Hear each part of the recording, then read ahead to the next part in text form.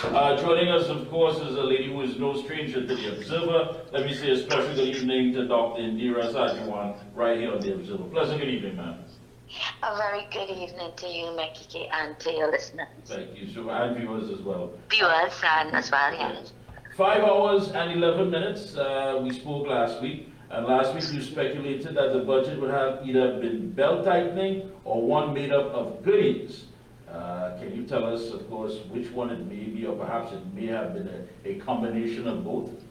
Now, my speculation was that it was going to be an election budget, and in my view, that is exactly what it was. I did not expect belt tightening because it is the budget. More likely than not, it is the budget just before the next general election, and the minister was true to form. He spent, out of that 5+ hours, he spent maybe at least 4 3/4 of an hour, and really, as if he was in a political platform selling his party to the electorate. And I think, that's basically what he did. I mean, he was at pains, he cherry-picked the things that he felt that his government had spent money on behalf of the people for, and he went into full details over the last 9 years of outlining all of them. And really only very, very much at the very end did he provide us with only some amount of the details that we have grown accustomed to, even though we don't normally get the kind of detail we ask for. Even those details were missing in this particular presentation going forward. Yeah, we heard a lot about that. A lot of folks now are making their input, those from the tourism sector, the senior citizens. Many people felt as though they weren't represented in this presentation. And one would think going into the election, the government would try to gain as much as far as attraction and look as politically attractive from all quarters. And we did not see that, which is definitely kind of strange. But again, I am not sure that I agree with you, because I think what he did is he spoke to his core very, very strongly. The fact that it might not be a lot, but it certainly is better than was before. The introduction of an additional $2 on the minimum wage for the public service. I mean, that's certainly, speaking to shoring up the party's core base. I feel that was one of the mechanisms that he used to do that. He spoke extensively about all of the construction projects that have been done and are coming on stream in 2025, and this is where employment is generated. He made sure he told us what was the allocation for local government, and the money is going to be spent for the purpose of gaining that kind of support. For example, all of the indicators, in my view, points to the fact that growth in 2024 should be significantly less than in 2023. And in the mid-year budget review, the energy sector had declined significantly more than it had declined in the previous year, and the same similar period in the previous year. The central bank latest report that just came out spoke to the fact that the energy sector will continue to worsen in 2024. Yet the minister in his budget presentation is trying to paint a picture that 2024, growth in 2024 is going to be better than 2025. He doesn't tell us what the actual deficit will be in 2024, although we knew by mid-year it was going to be more than the 5 plus point something billion dollars. It is actually, according to the review of the economy, estimated, and it's still an estimate because we'll only know the final figure when the year is done. It's actually projected to be over $7 billion. That's the deficit. Wow, but now I do agree to you at a point there when you said that he was speaking to the base, and I think that I didn't want to go directly into that because I didn't want to be too political, but you're right. I mean, when you look at it now that some of the dust has settled, for example, this $19 million for school emergency repairs. Now, these repairs were not done during the period of the July-August holidays. We heard from the Minister of Education saying that there's no money for it. Now $19 million, and these are, of course, going to be termed as emergency. So which means that they're able to circumvent the procurement tendering process, so you can basically hand it out to those who may be registered to do this work and have done so in the past. So did we see the setting up of some sort of campaign slush funds in order to give out to the fan base? Oh, without a doubt. I mean, he identified a series of special projects towards the end of the budget. Now, when he spoke special projects, I really had an anticipation that the projects would have been substantive from a development perspective, right? But there were things like he identified in the book grant, which was in the budget last year, but he singled it out in order to identify the fact that the government is going to be continuing with that. Is this set up, for example, of adult numeracy programs?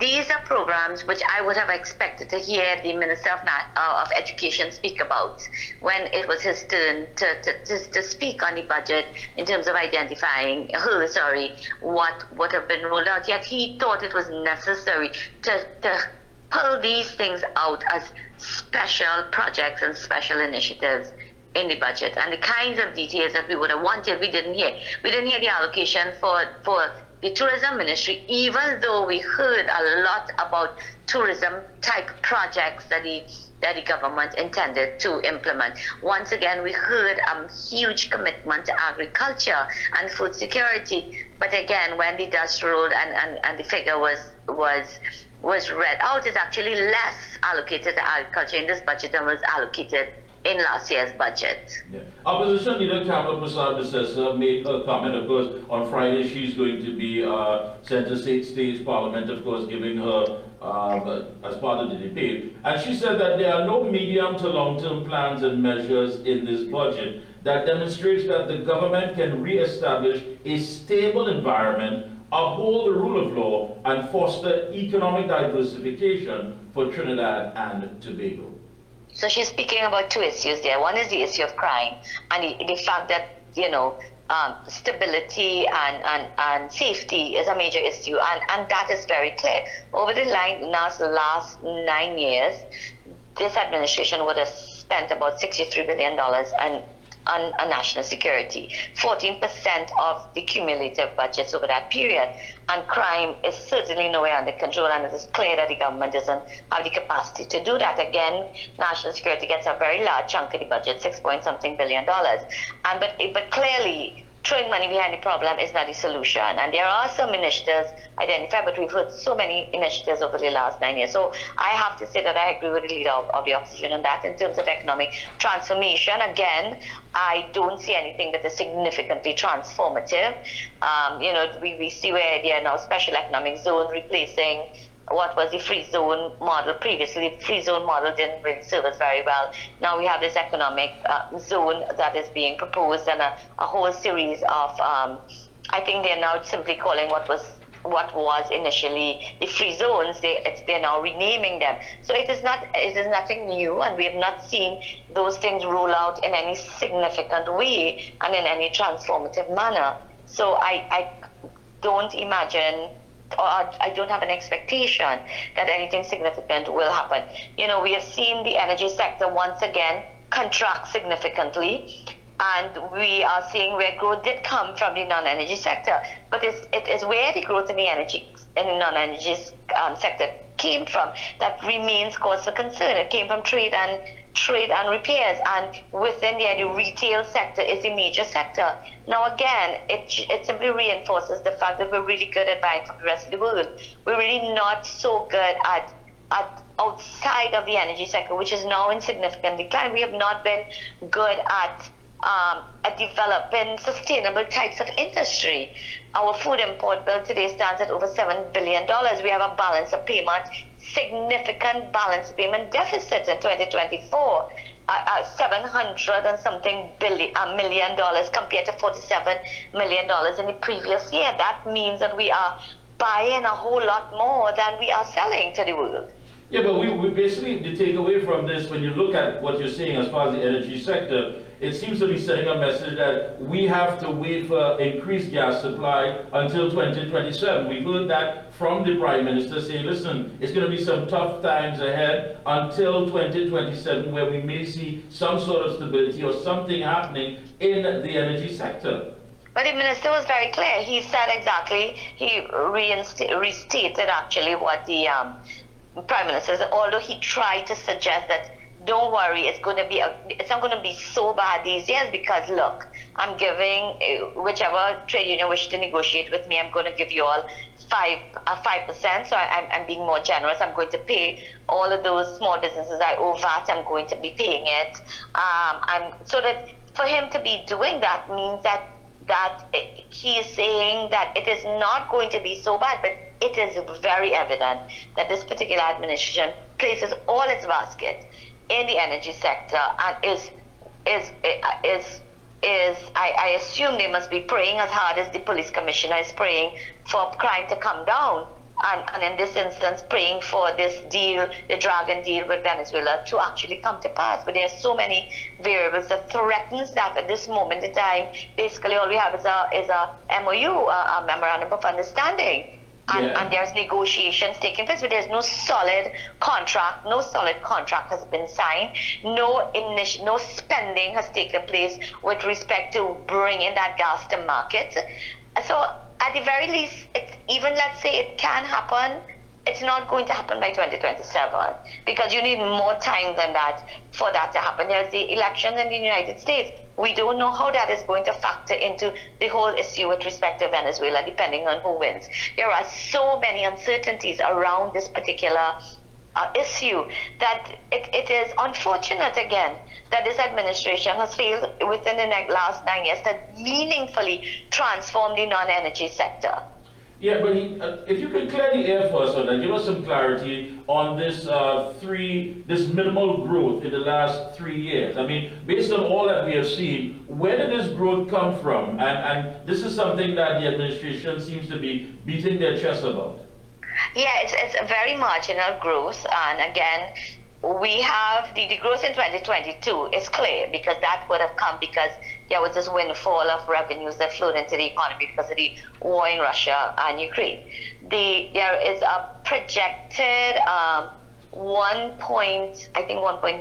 or 1.8 or 1.9% growth for 2023, but again, we're still waiting for the CSO to publish a document that will tell us definitively what that growth is. But if it is in fact true, it has come from the non-energy sector, from sectors such as trade and repairs, food and beverage, printing and packaging, the non-energy sector, manufacturing within that sector, which grew by about 1 point something percent.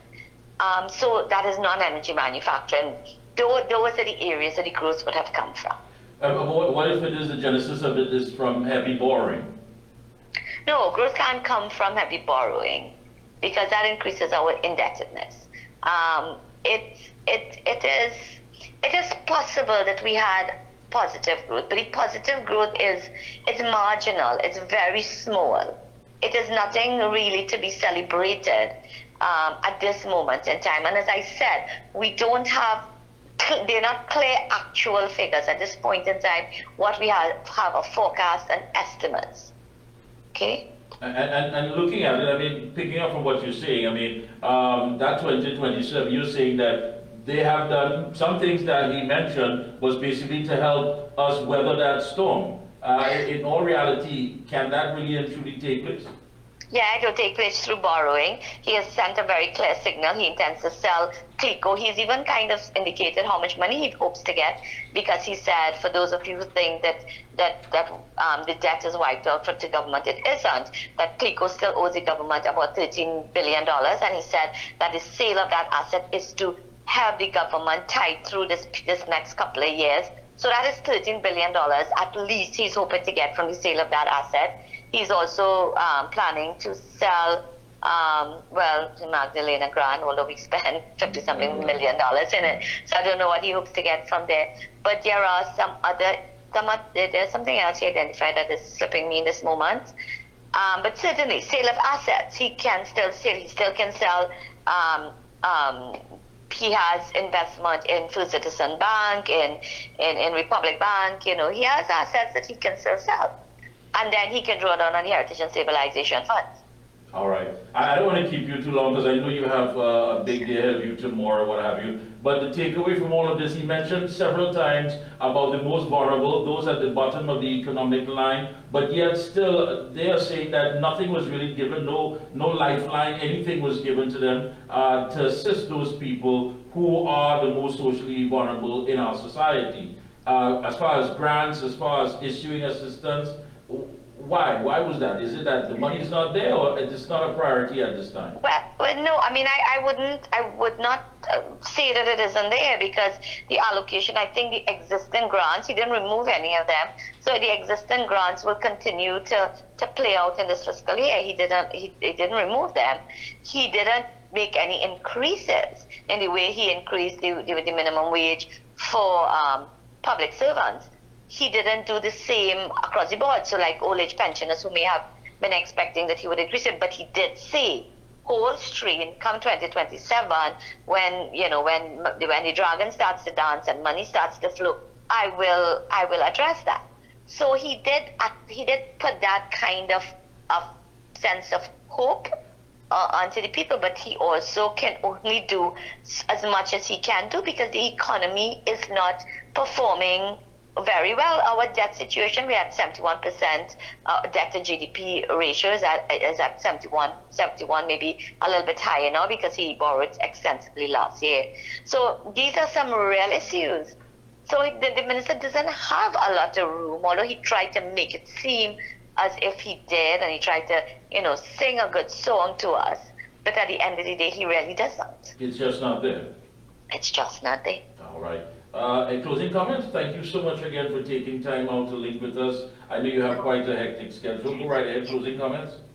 No, I mean, my closing comments is that, my call for real economic diversification continues to, in my view, go unanswered by and large. And I want to make it again. The models that I'm seeing the government putting in place, which is to, identify a few companies, give them some grants, etc., is not sustainable.